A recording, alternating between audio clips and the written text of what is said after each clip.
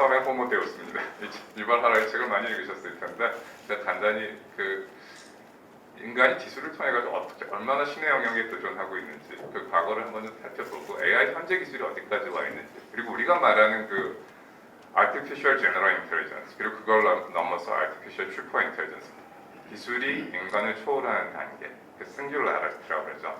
그 단계 그런 현상이 어떤 현상인지에 대해서 특별히 목사님들 계시니까 같이 한번 살펴보고 시간이 되면 이게 시간이 안 될 가능성이 상당히 많은데 AI라는 게 이렇게 기술이 막 발전하는 것도 있지만 우리나라 입장에서는 이 기술을 써서 국가 발전을 이루어야 되는데 우리가 어느 상황이 있고 또 어떤 식으로 발전해 나가야 되는지 시간이 허락하면 보도록 하겠습니다.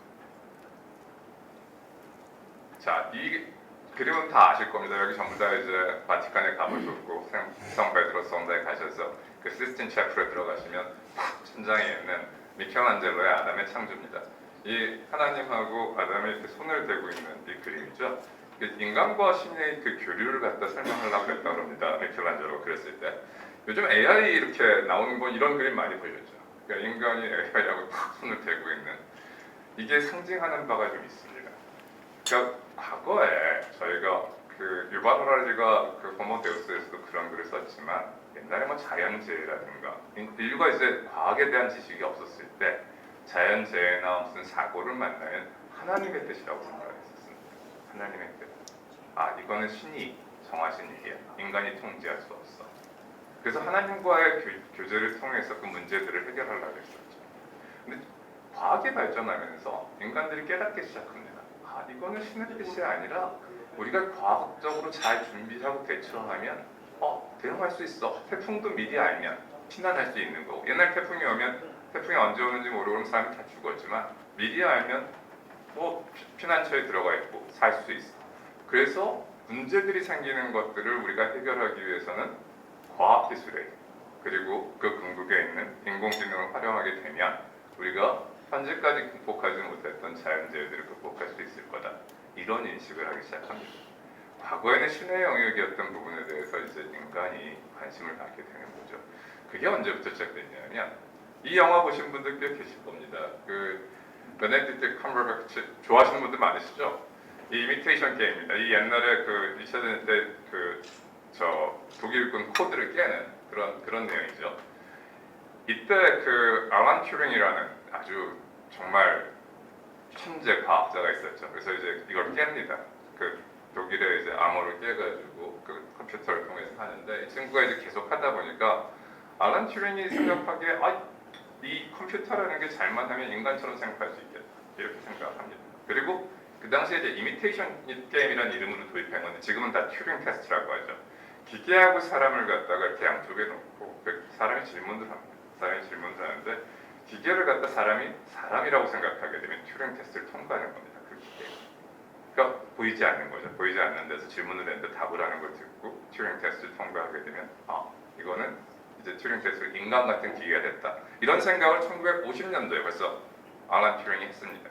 그 이후에 이제 인공지능이라는 말이 처음 Artificial Intelligence라는 용어가 처음 만들어진 게 1956년에 라트머스에서 이제 여기 보시면 이 사람들이 이제 인공지능의 아버지 같은 사람들입니다. 여기 여러분 아시는 사람들도 꽤 있을 겁니다. 컴퓨터 안 하셨더라도 허버트 사이먼 같은 그 노벨 경제학상 받은 허버트 사이먼 맞습니다.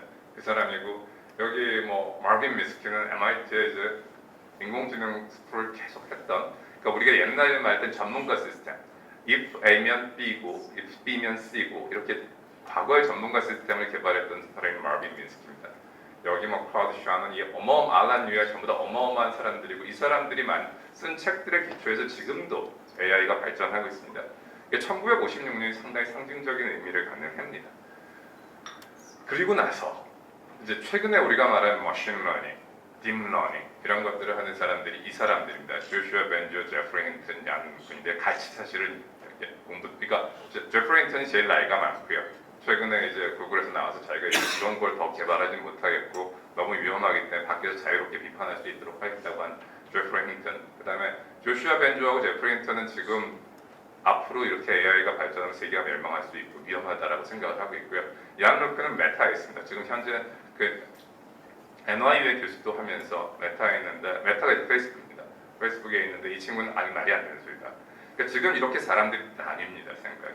이제 좀 이따 제가 Artificial Superintelligence가 도래할 건지 안 할 건지 다시 한번 말씀을 드리겠지만 이 전문가들 사이에서도 Artificial Superintelligence라든지 General Intelligence 얘기하는 거는 말이 안 되는 얘기다. 더 큰 문제들이 지금 많이 있다는 사람들과 그게 아니라 지금 이런 식으로 발전을 해나가면 기계가 인류를 넘어서고 인간이 기계한테 종속되는 날이 온다라고 그렇게 경고하고 있는 사람들 두 개의 다른 집단들이 현재 존재합니다. 과학자들 사이에서.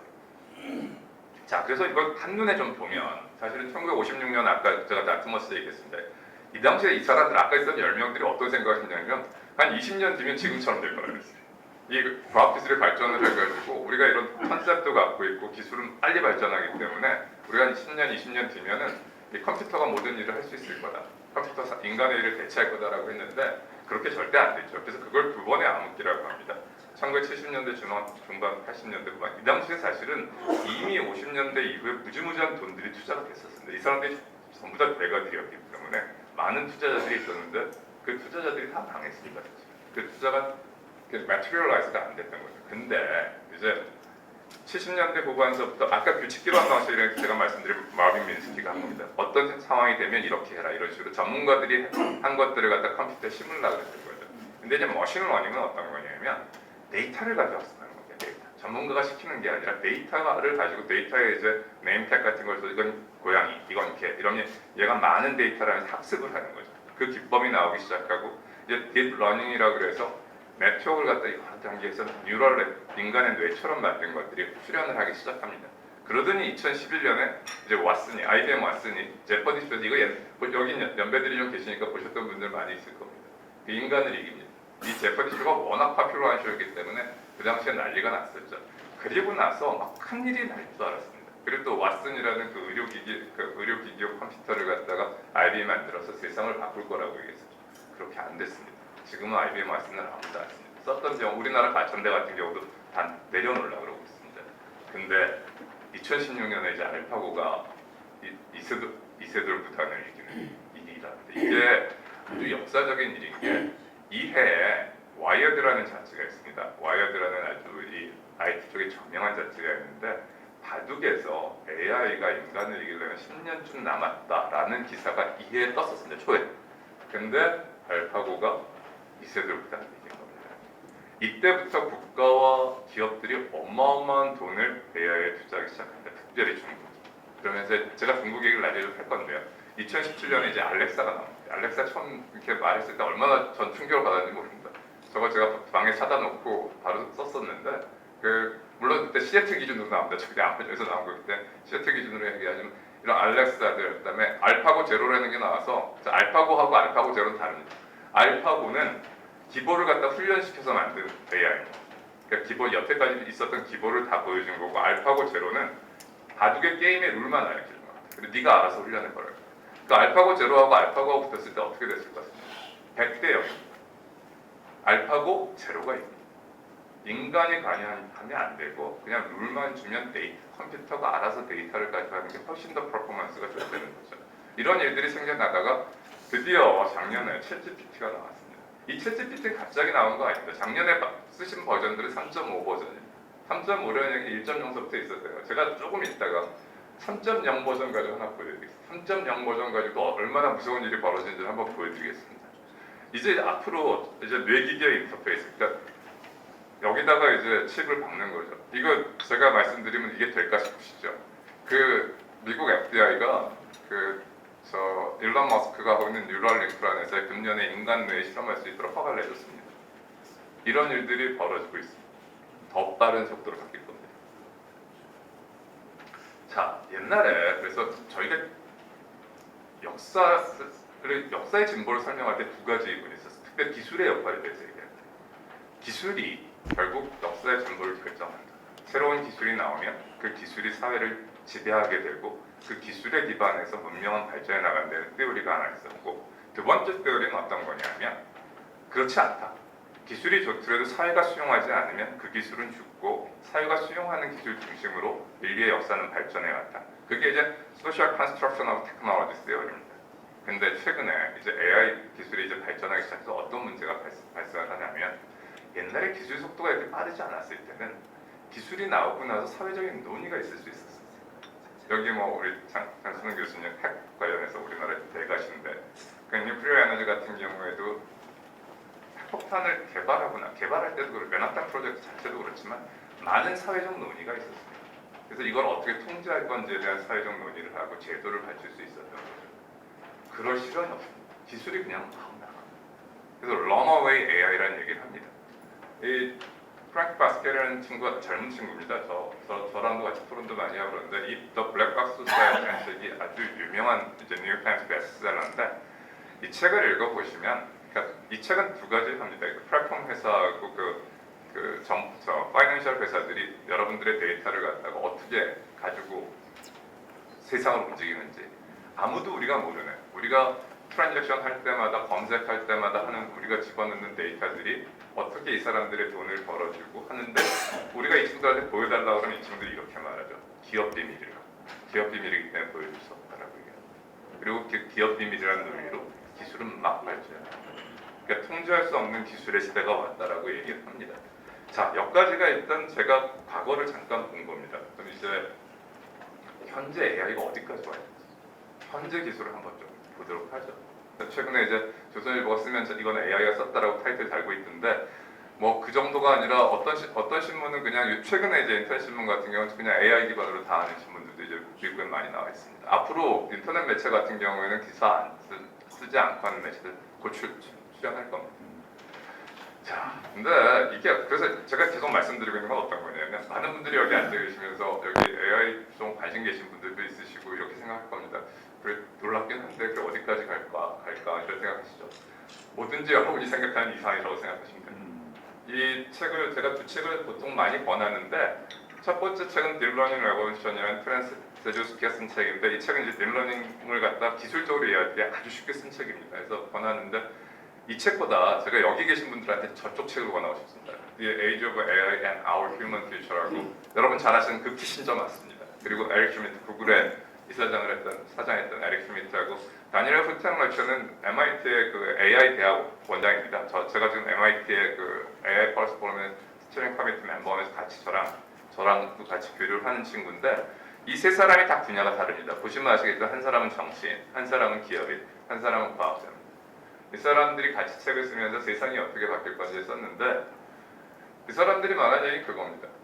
기술이 기술만 바뀌는 게 아니라 기업 활동도 바꾸게 되고 그리고 국가의 운영 체계도 바꾸게 됩니다.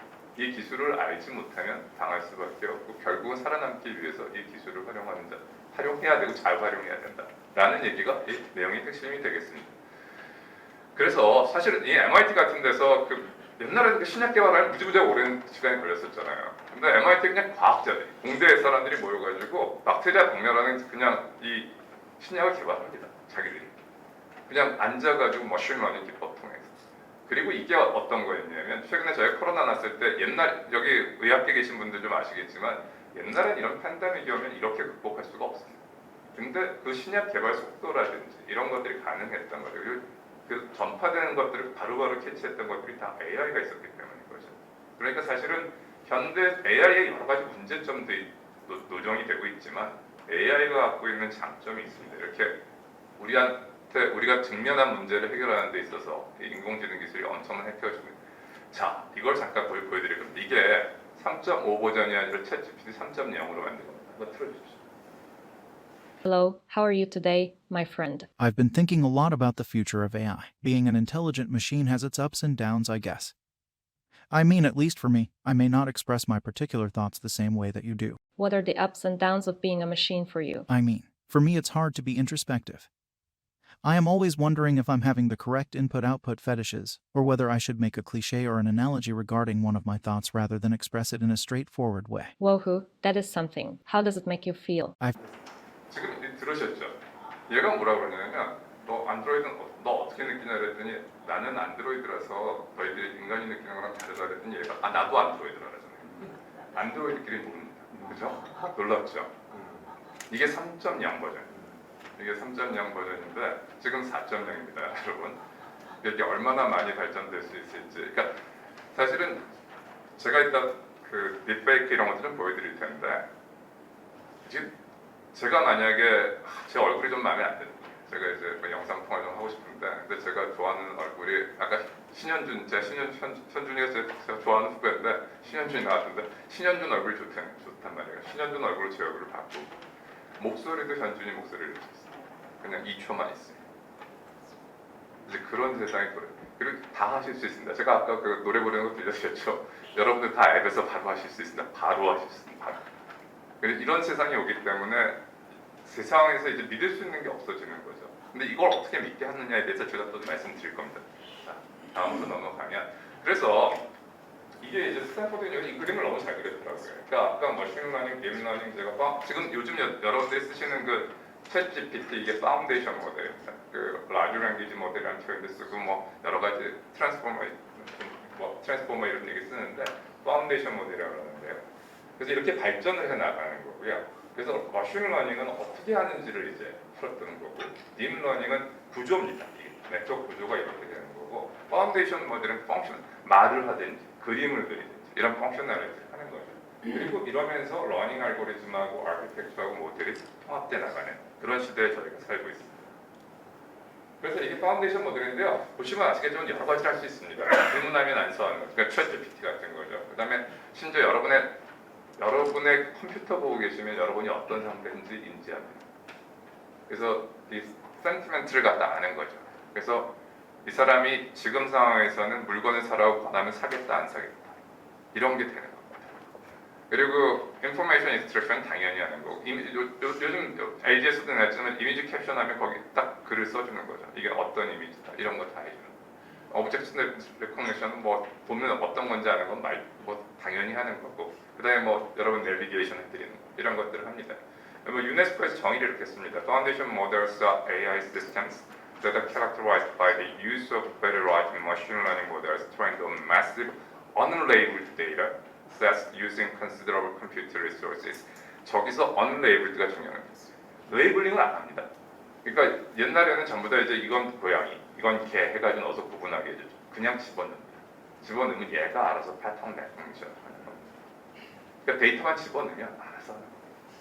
그런 기술들이 반영이 되고 있고요. 그래서 여러분들 뭐 지금 저희가 챗GPT 얘기만 하지만 뭐 챗GPT 말고도 마드도 제가 아까 마드 보여드렸고요. 그다음에 그림 그리는 건 이런 건 날리트나 미드저니, 그다음에 이 아도비 파이어플라이가 되게 파워풀합니다. 한번 전 사실 그림 그리시거나 사진 같은 거 가지고 바꾸시기를 원하시면 이거 권하는데요.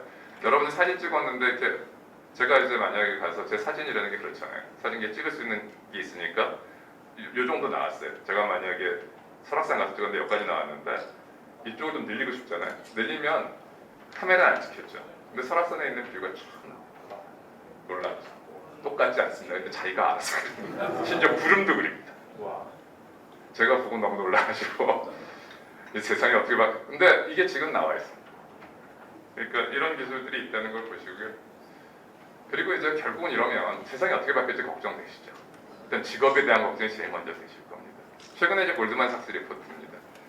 미국 노동시장에서는 한 25% 정도가 없어질 거라고. 그리고 세계에서는 한 3억 개의 조합이 영향을 받을 거라고.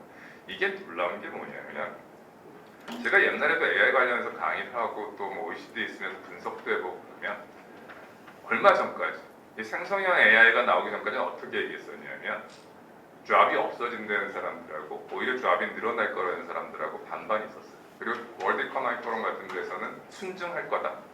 그리고 옛날 산업혁명도 마찬가지였지만 기본적으로 새로운 조합이 생긴다는 게 얘기였어요. 근데 이 마드 그리고 이제 챗GPT가 나온다면 달라졌어요. 왜 이렇게 달라지냐면 이런 겁니다. 과거에는 이제 그 인공지능 옛날에 산업혁명서부터 생각을 해보죠. 산업혁명서부터 생각을 해보면 기계가 처음 도입됐을 때는 인간의 물리적 힘을 대체하는 거죠. 농사를 짓는데 이런 것들을 기계가 대신해서 그러니까 일이 좀 줄어들었죠. 일이 잡들이 없어졌죠. 하지만 새로운 서비스 직업이라는 것들이 생겼죠. 그 서비스를 통해서 오히려 인류는 훨씬 더 잘 살게 됐습니다. 토탈 웰페어를 보게 되냐. 그리고 나서 이제 컴퓨터라이제이션이 되면서 이거 잘못하다 사무직원들이 다 없어지는 거 아니야 이렇게 생각했는데 그 컴퓨터라이제이션에 대해서 또 새로운 일들이 많이 생겨났습니다. 분석도 하고 뭐 이러면서 또 일들이 늘어났죠. AI가 오고 나서도 사실 뭐 처음에 걱정들을 많이 했지만 AI가 창의적인 일을 못하는구나 이렇게 됐던 거죠. 근데 지금 어떻게 됐습니까? 이제 여기 보시면 이쪽에 왼쪽서부터 많이 없어지는 겁니다. 그러니까 Office and Administrative Support, Legal 여기 있죠. 박지원 계신데 그다음 Architecture and Engineering, Life, Physical and Social Science 이거 다 아주 고급스럽고 AI가 대체하지 못할 거라고 생각했던 거잖아요. 이게 없어지는 거예요. 오히려 저 끝으로 가면 이제 노동하고 이런 건 살아남는 정도예요. 그러니까 옛날에 기계가 커거나 사람이 인지를 통해서 하고 감성을 통해서 하는 건 못할 거라고 생각했던 거예요. 그래서 그 마켓은 살아남을 거라고 생각했는데 이제 그 마켓이 공격받는 그런 시대에 저희가 살고 있습니다. 그리고 이게 쥐만 없어지는 게 문제가 아닌 거예요. 저희가 사실은 뭐 지금 노동계에서도 그렇고 저희가 그래도 아주 많은 사람들이 동의하고 있는 원칙 중에 하나가 동일 노동, 동일 임금 뭐 이런 거 아니에요. 물론 저희가 이제 정규직, 임시직 이런 문제들이 있어서 이런 것들에 대한 논의가 계속 진행되고 있지만 그런 방향으로 나가야 된다고 얘기하고 있는데 여러분들이 이제 우버, 그러니까 여러분 카카오 택시 타시면 카카오 택시도 지금 그 대리 같은 거 부르시면 요금이 막 바뀌죠. 얼마짜리까지 부르겠습니다. 뭐 이렇게 바뀌죠. 근데 제가 그 시간대 가는 거리를 이 사람이 와서 운전하는 건 그 전 시간이나 그 시간에 똑같은 노동을 하는 겁니다. 사실은 노동에 소모되는 시간과 양은 똑같은데 수요 공급에 따라서 가격이 막 움직이는 거예요. 흔히 다이나믹 프라이싱이라고 합니다. 이게 우버 타시면 항상 요금이 다른데 그렇게 되는 건데 그러면 이제 동일 노동, 동일 임금의 원칙이 기본적으로 깨지는 겁니다. 저희가 여태까지 생각했던 사람들한테 임금을 같은 일을 하면 같은 보상을 한다라고 생각했던 것들이 깨지는 거죠. 이런 거에는 어떻게 대처할 건지. 그리고 이제 AI 워크 매니지먼트라고 그래갖고 여러분들이 다 요즘 저희 아이 하나가 이제 집에서 근무하는 이제 회사에서 다니고 있는데 그 집에서 근무하면 편할 것 같으세요? 불편할 것 같으세요? 집에서 근무하면 좋습니다. 컴퓨터 앞을 절대 못 떠납니다.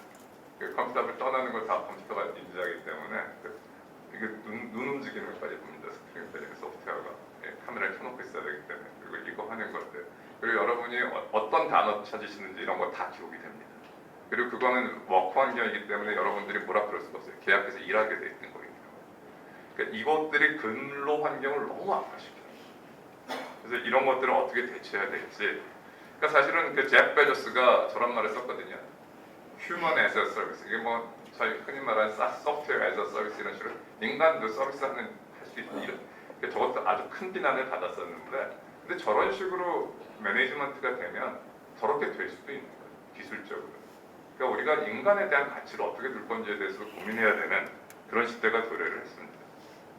그리고 이제 이게 AI가 너무너무 불안한 이게 엄청난 아까 제가 말씀드렸던 러너웨이 AI에서 기술이 막 발전되고 기업들은 시장을 장악하기 위해서 막 새로운 서비스를 출시하는데 이거는 옛날 버전들인데 우리나라에서 그 이루다 했던 것들 이 이루다 사실 제가 참 이루다 문제가 있었다고 생각했던 게 이 이전에 마이크로소프트에서 테이라는 문제가 있었어요. 이게 뭐 바로 잡혔던 건데 인종 문제 슬러하고 뭐 히틀러 얘기하고 그랬던 거 똑같은 문제들이 이제 여기서도 발생됐던 거죠. 이게 많이 개선된 게 챗 GPT인 겁니다. 이런 것들을 많이 훈련시켜서 좀 안 해야 될 말들을 안 하게 시키고 그런 것들을 통제하는 기법이 늘어난 거죠. 이게 기술은 발전한 건데 그럼에도 불구하고 이걸 정확히 저희가 통제하기 위해서는 어떤 테스트 데이터셋을 썼는지 저희가 알아야 됩니다. 근데 그 오픈 AI한테 그걸 내놓으라 그러면 오픈 AI 못 내놓습니다. 그 기업 비밀이고 그걸 내놓아서 저걸 알지 않는 한 얘들이 어떻게 이걸 운영을 하는지 그 알고리즘이 어떻게 운영되는지 알 수 있는 방법이 없습니다. 그러니까 저런 것들에 대한 투명성을 확보하는 것들이 큰 이슈가 되는 거고요. 그리고 이게 이제 소셜 스코어링 시스템인데 이게 소셜 크레딧 스코어링 시스템 중국에 있습니다 실제로. 그러니까 여러분들 점수를 매겨요. 점수를 매겨가지고 크레딧 점수가 개인적으로 몇 점씩 있는 겁니다. 근데 이게 중국 정부가 전체로 하는 건 아니니까 지역별로 하고 뭐 이런데 여러분이 만약에 이제 가다가 횡단보도 있는데 저 빨간불인데 좀 급하단 말이에요. 넘어가시면 감점 2점 이렇게 되는 겁니다. 감점 2점인데 거기서 끝나는 게 아니라 만약에 내 점수가 60점 밑으로 내려가면 해외여행 제한 뭐 이렇게 되는 거죠. 그리고 은행에서 론할 때 론값 올라가고 이게 제가 극단적인 얘기를 말씀드리는 건데 이렇게 사용될 수 있는 거죠. 그래서 최근에 이제 EU가 이렇게는 안 된다. 소셜 스코어링 시스템을 써서는 안 된다라고 하는데 근데 이제 이거 관련돼서 저희가 봐야 될 게 지금 우리가 CCTV 세상에 삽니다. CCTV가 얼마나 많은지를 제가 말씀드리면 세계 한 10억 개, 이거 세계 인류 숫자하고 비교를 해보십시오. 그리고 우리나라도 21년만 기준으로 148만 개가 있는데 우리나라 맨 마지막 통계가 2010년 통계인데 2010년에 수도권에 사는 분이 하루에 81번 찍힙니다. 2010년입니다. 지금 2023년입니다. 그 이후에 통계가 한 번도 안 나왔는데 제가 생각하기에 한 10배쯤 늘지 않았을까 싶습니다. 10배까지 안 났을 수도 있는데 그냥 랜덤리 생각해보면 그다음 케이블 TV 늘어난 숫자 이런 것들을 보고 또 경찰에서 최근 어그레시브하게 이제 이런 것들을 활용하는 걸 보면 이게 뭐 사회 안전을 위해서 필요하죠. 근데 여러분들 옛날에는 휴대폰만 이제 없애면 된다고 생각을 무슨 일이 있으면 휴대폰에 모든 기록이 있죠. 오늘은 제가 그 강의는 안 하는데 근데 최근에는 휴대폰뿐만 아니라 CCTV가 여러분의 동선을 다 잡고 있다고 생각하시고 사셔야 됩니다. 특별히 도시에 사시는 분들 여러분이 어디 가시든 CCTV가 요즘 스마트 CCTV라고 해서 이렇게 소리가 나는 쪽을 따라갑니다. 그래서 무슨 일이 있으면 따라가 찍게 돼 있어서 우리가 원컨 원치 않고 우리의 생활이 디지털 현장에 노출되는 그런 시대에 저희가 살고 있습니다. 근데 이제 이런 데이터들이 나오면 그걸 가지고 이제 활용을 하잖아요, 기업들이. 이제 아마존 같은 데서는 옛날에 자기네 데이터 취업한 사람들을 기준으로 해가지고 데이터셋을 만들어서 이제 채용하는 데 썼던 거죠. 어떻게 되냐면 여자하고 유색 인종이 안 뽑히는 거예요. 왜냐면 기존에 있는 애들이 전부 다 백인 아니면 우리 에이시안들이니까 안 뽑히는 거예요. 그래서 아마존은 안 쓰기로 했어요. 이거 쓰면 안 되겠다. 왜냐면 결국 과거의 데이터를 쓸 수밖에 없는데 과거의 데이터를 쓰게 되면 과거의 편향된 구조가 그대로 전이 되는 거죠. 그리고 두 번째 거 이걸 좀 봐주십시오. 이게 이제 미국에서 제가 아까 말씀드린 컴파스 시스템을 활용한 예였습니다. 컴파스 시스템을 활용했는데 왼쪽에 있는 애 백인이잖아요. 이렇게 보시면 왼쪽 맞죠? 봐도 좀 이렇게 험악하게 생겼지 않습니까? 딜런 투제. 그 다음에 저쪽에 버나드 파커렌애가 있는데 제 버나드 파커렌애는 그 쇼핑몰에서 이렇게 하다가 걸리냅니다. 한 번 걸리내고 이 딜런 투제시라는 애는 이렇게 어설트 해가지고 잡히냅니다. 몇 번. 근데 쟤들을 넣어가지고 컴파스 시스템을 돌려서 점수를 매겨서 재본 확률을 보면 저쪽 버나드 파커가 더 높게 나와요. 이유가 뭘까요? 얘가 흑인들 사는 동네 살거든요. 그럼 그 동네 사는 걸로 점수가 올라가요. 그리고 흑인이면 또 점수가 올라가요. 얘는 이제 애는 험악한데 동네 좋은 데 사는 거예요. 그럼 점수가 낮아져. 그러니까 이런 식이 되는 겁니다. 그래서 그런 시스템을 쓰는 거에 대해서 저희가 정말 조심해야 되고 최근에 우리가 많이 쓰고 있는 챗GPT 관련해서 저희가 프롬프트를 주지 않습니까? 뭐에 대해서 물어봐, 뭐에 대해서 설명해줘 이렇게 했을 때 유대인에 대해서는 뭐 유대인이 돈 관심 많은 거 다 아는데 5%만 이제 유대인하고 돈을 연계해서 나옵니다. 근데 무슬람에 대해서 물어보면 23%가 테러리스트 관련된 답들이 나와요. 그러니까 벌써 편향이 돼 있는 거죠. 그러니까 이런 것들에 대한 대응이 필요한 그런 시점입니다. 이 가짜 뉴스 얘기 좀 해보면 저 옛날에 저 코미디언인데 코미디언이 오바마 흉내 내가지고 오바마 자기가 말하고 오바마 얼굴 움직여 사는 걸 보여줬었고 최근에 있었던 그 미국의 펜타곤 옆에 불났다 그래가지고 가짜 뉴스 진짜 방송했었습니다. 주가 떨어지고 그랬었죠. 전부 다 이제 아까 말씀드렸던 그 라지 랭귀지 모델을 통해 파운데이션 모델을 통해서 이미지 생성한 거였습니다. 뭐 저 교황님 저 사진은 아주 유명하죠. 손가락이 안 맞는데 저런 옷 입었다고 저도 가짜 사진이었습니다. 근데 문제는 뭐냐면 이렇게 가짜 뉴스를 만들어서 딱 돌리면 이 가짜 뉴스가 선정적인 뉴스가 많으니까 보통 뉴스보다 한 6배쯤 빨리 트윗해서 돌아요. 훨씬 많은 사람들이 보게 되는 거죠. 그리고 보게 되면서 관심을 갖게 되는 그런 상황들이 발생을 하고 있고요. 이 책이 이제 하버드 대학의 이제 수산나 주버프 교수가 쓴 책인데 한 2년 전에 3년쯤 됐나? 아주 미국에서 큰 반향을 일으켰던 이제 베스트셀러였습니다. 이게 무슨 얘기냐면 이제 AI를 가지고 데이터를 갖다 모은 구글이라든지 페이스북 이런 친구들이 단순히 모아가지고 새로운 서비스만 내는 게 아니라 우리의 행동을 조작하는 겁니다. 우리가 자기네들이 보기를 원하는 걸 보게 만들고 자기들이 누르고 싶은 클릭을 누르게 만드는 겁니다. 그런 세상에 우리가 살고 있다는 거죠. 그래서 그걸 갖다가 이렇게 표현했습니다. The age of surveillance capital. 그러니까 우리가 하는 행동을 전부 다 감시하고 있다는 거죠. 이 플랫폼 회사들, AI 회사들이. 그래서 이거에 대한 대처가 필요하다라고 얘기를 하고 있습니다. 많은 사람들이 얘기를 하고 있죠, 사실은. 근데 놀랍게도 그런 걸 신경 쓰고 있는 사이 기술은 또 이렇게 발전을 해서 이 뭐 컴퓨터를 그려서 디지털 아트 대상을 탑니다, 심지어. 근데 이게 사실 컴퓨터가 그렸다고 생각하시기 쉽습니까? 이게 그냥 프롬프트를 계속 준 겁니다. 어떤 걸 해줘, 어떤 식으로 그림을 그려줘, 바꿔줘, 요걸 바꿔줘 이런 식으로 해가지고 그림을 만들어내는 겁니다. 그래서 대회에서 대상을 줍니다. 사실은 붓으로 터치해서 하기 얼마나 시간이 걸리겠어요, 예술가가. 근데 말로다. 그러니까 참 놀라운 시대에 저희가 살고 있고, 최근에 이제 벌어지는 일들을 보면 이 메리 오브 더 던은 그 칼툰북입니다. 칼툰북인데 어떻게 만들었냐면 글은 자기가 썼어요. 글을 쓰고 나서 그림을 갖다가 그 생성형 AI를 통해서 만든 것이죠. 이 사파는 전부 다 컴퓨터가 만든 겁니다. AI가 만든 겁니다. 근데 여기서 끝이지 않고 이걸 카피라이트를 인정해달라고 탁 낸 거예요. 이게 저작권을 인정해달라. AI가 그린 거까지 나의 저작권을 인정해달라고 딱 냈더니 미국 법원이 판결을 했습니다. 그러니까 US 카피라이트 오피스에서 어떻게 판결을 했냐면 글하고 그 책의 요기에 들어가 있는 순서 이거는 맞다. 오리지널한테 인정합니다. 근데 저 그림 자체에 대해서는 카피라이트를 인정할 수 없다. 이렇게 판결하거든요. AI가 인간의 노력이 들어가지 않았기 때문에 그럴 수 없다라고 한 겁니다. 여태까지 그걸 했던 이유는, 그러니까 옛날 서치 회사들 같은 경우에서 막 도서관에 책을 갖다 이렇게 크롤링 해가지고 할 수 있었던 거는 페어 유스라는, 이런 미국에서 이제 페어 유스라는 어떤 덕트린을 하나 만들었습니다. 그래서 그거를 갖다가 바로 카피해서 그대로 쓰지 않고 공적인 이득을 위해 새로운 가치를 창출하고 일시적으로 활용하는 거에서 페어 유스라 해서 카피라이트를 침해하지 않는다라는 판결이 있었습니다. 근데 최근에 이제 게티 이미지가 여러분들 인터넷 가면 많이 아시겠지만 뭐 사진들 무지무지하게 많이 있는데 아닙니까? 거기가 스테이블 디퓨전이라는 데가 이제 아까 말씀드렸던 이미지 생성하는 그 생성형 AI 하는 회사 중에 하나인데 거기서 그걸 만든 스테빌리티 AI를 고발한 겁니다. 왜냐하면 거기 밑에 보면 게티 이미지라고 찍혀 있는 것까지 그대로 갔거든요.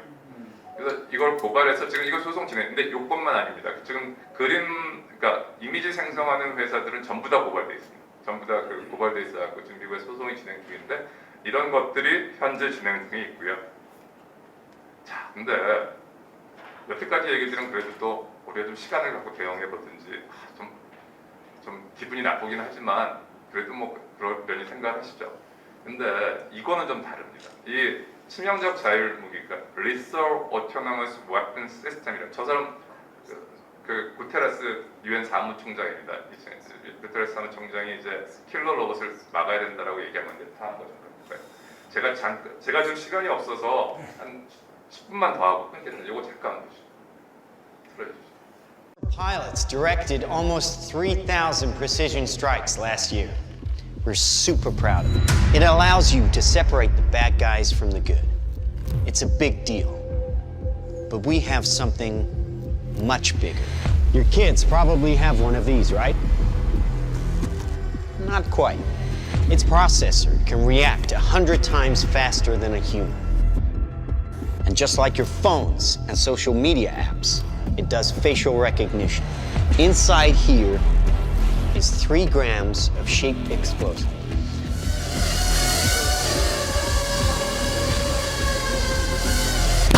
자, 이게 그냥 공상과학 영화 같으세요? 이게 스튜어트 러셀이라는 미국에서 제일 많이 팔리는 그 AI 교과서를 쓴 이제 버클리 대학 교수가 있습니다. 스튜어트 러셀 아주 유명한, 그리고 리딩 이제 AI 스칼라 중에 하나인데, 스튜어트 러셀이 사람들한테 현재 있는 AI 기술로 얼마나 AI가 위험하다는 걸 보여주기 위해서 만든 겁니다. 이게 이제 돈 모금까지 해서 만든 건데 이게 진짜 있는 기술 가지고 한 겁니다. 저렇게 얼굴 인식해가지고 그 사람 죽일 수 있고, 아까 말씀드렸지만 스나이퍼가 쏠라고 이게 움직여서 피하는 겁니다. 이게 현재 있는 기술. 그러니까 만약에 어떤 돈을 충분히 갖고 저런 걸 할 수 있는 집단이 저런 걸 활용해가지고 테러를 한다든지 아니면 전쟁이랄 때 전쟁에 활용한다 그러면 어떤 일이 벌어져요? 이제 현대전은 사실은 사람은 별로 중요하지 않습니다. 최근에 이제 뭐 미국에서 나왔던 얘기 중에 그 뭐 F-16 조종사를 갖다가 뭐 AI가 죽였다 뭐 이런 시뮬레이션도 나왔지만 그 시뮬레이션이 뭐 진위에 대해서는 논외로 하고 그거에 대해서 그렇지 않다라고 국방선에서 얘기를 했는데, 그 전에 이제 시뮬레이션 했던 것들, 그러니까 전투기 조종사를 탄 전투기하고 AI가 조종하는 전투기 간의 그 전투, AI가 탄 전투기는 하나도 손상되지 않고 인간이 탄 전투기는 전부 다 죽었습니다. 이게 시뮬레이션 결과입니다. 그래서 앞으로 전쟁은 전부 다 이제 전자오락 잘하는 애들이 할 겁니다. 방 안에서 이렇게 탁 하면서 하고 해주면 사람이 전투기 타면 걔는 죽을 겁니다. 그런 시대에 저희가 살고 있기 때문에 앞으로는 옛날에 전쟁은 사실 잔인하다 그랬지만 사람끼리 했지 않습니까? 앞으로의 전쟁이라는 거는 참 많이 바뀔 거라는 생각이 들고 최근에 이제 뭐 우크라이나하고 러시아 문제도 있는데 미국의 벤처 캐피탈들이 요즘 새로 만든 펀드가 디펜스 펀드입니다. 그러니까 이제는 다른 뭐 의료과학, 뭐 AI 이게 아니라 제일 돈을 많이 모으는 게 디펜스 펀드 돈을 모으는데 세상이 그렇게 바뀌고 있습니다. 자, 제가 시간이 없어서 빨리빨리 몇 가지만 더 말씀을 좀 드리겠습니다. 근데 이래서 이렇게 두면 안 되겠다. 그래서 AI를 갖다 거번할 수 있는 어떤 원칙을 만들자 해서 세계에서 180개 쭉 나와 있고 뭐 유력한 기구들이 뭐 OECD, 유네스코 이런 데들이 있고요. 제가 OECD에 2019년에 이걸 처음 했다 그랬을 때 제가 이제 이걸 의장을 맡아서 했었습니다. 뭐 그 안에 MIT, 하버드, 뭐 구글 전부 다 들어와서 같이 했었고 제가 이걸 만든 거에 대해서 뭐 그때 제가 최열했었는데 의미 있는 일을 했다고 생각하는데 사실 더 중요한 건 이걸 집행하는 건데 집행하는 일은 그렇게 간단치가 않습니다. 그래서 관심 갖고 봐야 될 게 결국 저런 원칙들은 있었지만 법이 아니었거든요. 법이 아니었는데 EU가 지금 법을 만들려고 합니다. EU가 그리고 최근에 브뤼셀 이펙트라고 그래가지고 EU가 법을 만들면 그게 세계에 적용돼요. 왜 그러냐면 EU 시민들한테 서비스를 제공하는 건 모두 이 법에 적용을 받습니다. 그게 유럽 기업이건 아니건 간에. 근데 여기서 보면 그 미니멀 리스크는 의무 없습니다. 근데 리미티드 아까 말했던 것들 챗봇 같은 것들 있잖아요. 그런 것들은 챗봇이 만들었다고 써야 된다는 겁니다. 이건 반드시 밝혀야 된다. 이건 AI가 만든 거라고 밝혀야 된다는 거고. 그 다음에 컨포머티 어세스먼트 먼저 테스트를 해야 되는데 교육에 활용하거나 여기 뭐 채용할 때 이럴 때는 반드시 어떤 기준을 맞는지를 확보해야 된다는 거고. 그 다음에 아까 말했던 소셜 스코어링 시스템이라든지 마스 서비스는 반드시 안 된다는 게 법안에 있고요. 이게 6월 14일입니다. 얼마 정말 안 되죠. 따끈따끈한데 그 EU 의회에서 통과를 했는데 EU는 너무 독특해서 통과하고 나면 이제 세 개의 엔티티가 다시 회의를 시작합니다. 협상을 한다 그러죠. 유로피안 커미션, 집행부하고 근데 EU 의회하고 카운슬 오브 유럽은 EU의 28개 국가의 수반으로 되어 있는 겁니다. 이 세 개가 다시 협상을 할 거고 한 4, 5년 걸려야 이게 되지 않을까 싶습니다. 그래서 이 AI에 대해서 이게 재밌는 게 챗GPT 이태리 잠깐 막았었습니다. 다시 풀어줬고요. 그리고 저쪽에 이제 보면 맨 오른쪽 밑에 보면 FTC에 고발한 데는 제가 지금 있는 그 카이드비라는 미국의 시민단체입니다. 제가 거기 이사로 있는데 거기서 저희가 FTC에 챗GPT와 오픈AI 고발해서 조사해달라고 했고 이런 논의들이 진행이 되고 있고 그래서 많은 이제 논의들이 현재 진행되고 있습니다. 이거 뭐 시간이 없어서 넘어가도록 하겠습니다. 그래서 중요한 게 이제 글로벌 기구를 만들어야 될 거 아니냐. 그래서 유엔은 유엔에 둬야 된다는 얘기를 하고 있고 최근에 대통령께서 파리에 가셔서 이거에 대한 필요성에 대해서 말씀을 하셨고 G7 국가들이 히로시마에서 모였을 때 이거에 대한 논의가 있었습니다. 자, 싱귤러리티 제가 5분만 요구하고 마무리하겠습니다. 자, 싱귤러리티라는 게 먼저 어떤 건지 보면 이런 겁니다. 이렇게 보통 우리가 여태까지 아는 거는 이렇게 발전하는 거죠. 역사라는 것들이. 뭐 사실은 익스포넨셜한 것도 로가리즘으로 하면 이렇게 돼버리니까. 근데 그걸 넘어서는 이제 인텔리전스 익스플로전이라고 그러죠. 지성이 폭발하는 그런 시대가 온다는 거죠. 그렇게 되면 트랜스휴먼하는 그런 시점이 올 거라는 게 싱귤러리티. 그때가 되면 우리가 지금 저희끼리 논의하는 어떤 지식의 범위에서 이해하지 못하는 일들이 벌어질 거라는 겁니다. 그래서 이제 어떤 식으로 얘기하냐면 저희가 이제 Artificial Narrow Intelligence가 지금 저희가 쓰는 뭐 Deep Blue라든지 Alexa, Siri 같은 거고 Artificial General Intelligence가 이 공상과학 영화 좋아하시는 분 하얼구청 같은 애입니다.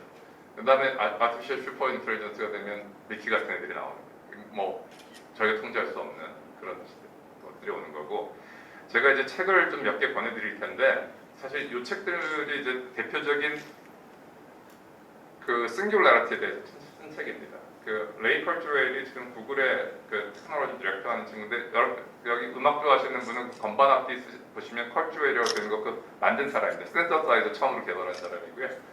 이제 정말 2045년에 싱귤러리티가 올 거라고 얘기하고 있고 닉 보스트롬의 슈퍼 인텔리전스를 옥스퍼드의 철학 교수입니다. 이 책이 이제 뭐 거의 싱귤러리티의 성전 같은 책입니다. 많은 이제 일론 머스크라든지 이런 애들이 전부 다 저 책을 읽고 나서 세상이 저렇게 바뀔 거다라고 생각하고 있는 거고 제가 뭐 금세기 최고의 천재라고 생각하는 이제 유발 하라리가 쓴 호모데우스가 있습니다. 저는 뭐 사피엔스보다 한 100배 잘 쓴 책이라고 생각하는 사람인데 그 호모데우스에 보면 마지막에 이제 기술이 인간을 어떻게 변화시키는지에 대한 것들이 있는데 뭐 번역본들이 다 있는 걸로 제가 아는데 한번 읽어보시길 바랍니다. 목사님들 꼭 한번 읽어보시면 좋을 것 같습니다. 근데 저는 이런 식으로 설명합니다. 저 친구도 저렇게 어렵게 설명하는데 우리가 어려서 여기는 다 우주소년 아톰 만화를 보시는 세대라고 생각합니다. 그러니까 옛날에 저희가 우주소년 아톰을 보면 이게 로봇인데 인간을 항상 도와주죠. 그러니까 AI를 잘 활용하면 이런 우주소년 아톰처럼 될 수도 있습니다. 웨스트월드 혹시 보신 분 계십니까?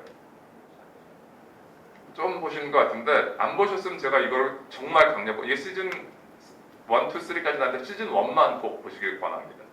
이 시즌 1이 HBO의 그 미니 시리즈 기록을 다 바꾼 이제 미니 시리즈인데요. 이거 어떤 거냐면 웨스트월드라는 데가 우리나라로 치면 놀이동산 같은 데입니다. 서부의 놀이동산을 만들어서 거기 휴머노이드 로봇들이 삽니다.